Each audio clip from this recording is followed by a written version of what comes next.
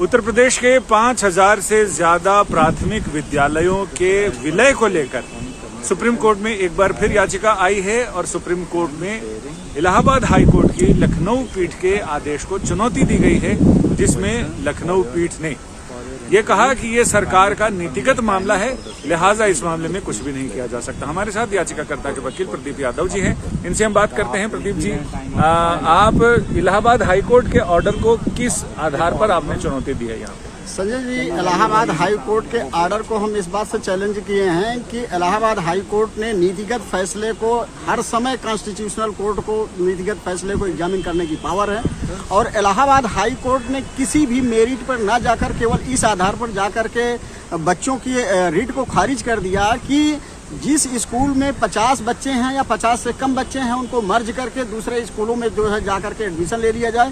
Question ये नहीं है, क्वेश्चन ये है कि वो स्कूल जब खोले गए थे तो वो 15 से 20 साल पहले खोले गए थे। ये आज के दौर की सरकारें एजुकेशन इंस्टीट्यूशंस को क्यों ध्वस्त करने पर लगी हैं पता नहीं है।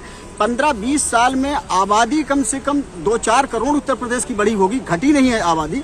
और जब आबादी बढ़ी है तो उन स्कूलों में बच्चे क्यों नहीं जा रहे हैं, सरकार इसको क्यों नहीं एग्जामिन करती है। उस स्कूल में टीचर हैं कि नहीं है। मान लीजिए कि अगर एक स्कूल में एक ही टीचर है तो बच्चे वहां कैसे जाकर के पढ़ाई करें, तो सरकार सबसे पहले इसको एग्जामिन करेगी। और दूसरी तरफ कर्नाटक गवर्नमेंट है जहां पर 1-2 स्कूल ऐसे हैं जहां पर केवल 2-3 बच्चे पढ़ रहे हैं, लेकिन फिर भी सरकार उन स्कूलों को चला रही है, क्योंकि आर्टिकल 21A में सुप्रीम कोर्ट ने सेटल्ड किया है, जिसको बाद में पार्लियामेंट ने एक एक्ट के रूप में लागू कर दिया है कि सभी 14 साल से नीचे के बच्चों का मौलिक अधिकार है कि उनको प्राइमरी एजुकेशन दी जाए। इस आधार पर हमने चैलेंज किया। यानी शिक्षा का अधिकार को आधार बनाते हुए आपने इसको चैलेंज किया, और आपका कहना है कि अगर 5-10 एक भी बच्चा हो तो उसके पढ़ाने की जिम्मेदारी सरकार की है। निश्चित तौर पर सरकार अगर दूसरी चीजों को जिम्मेदारी के पूर्ण निभा रही है, सरकार अगर रिलीजियस चीजों में जाकर फंडिंग कर रही है, चाहे जिस भी रिलीजन का हो, तो वो बच्चों के पढ़ने लिखने पर क्यों नहीं व्यय करना चाहती है। इसलिए मेरा इस पर भी क्वेश्चन है।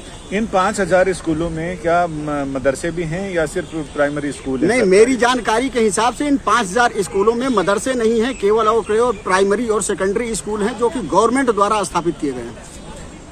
यानी सरकारी स्कूलों पर जो विलय किया जा रहा है आसपास के स्कूलों में, उसको चुनौती दी गई है। कोर्ट ने ये कहा है कि वो इस मामले पर विचार करेगा, लेकिन शीघ्र सुनवाई की अर्जी को फिलहाल कोर्ट ने दरकिनार कर दिया है।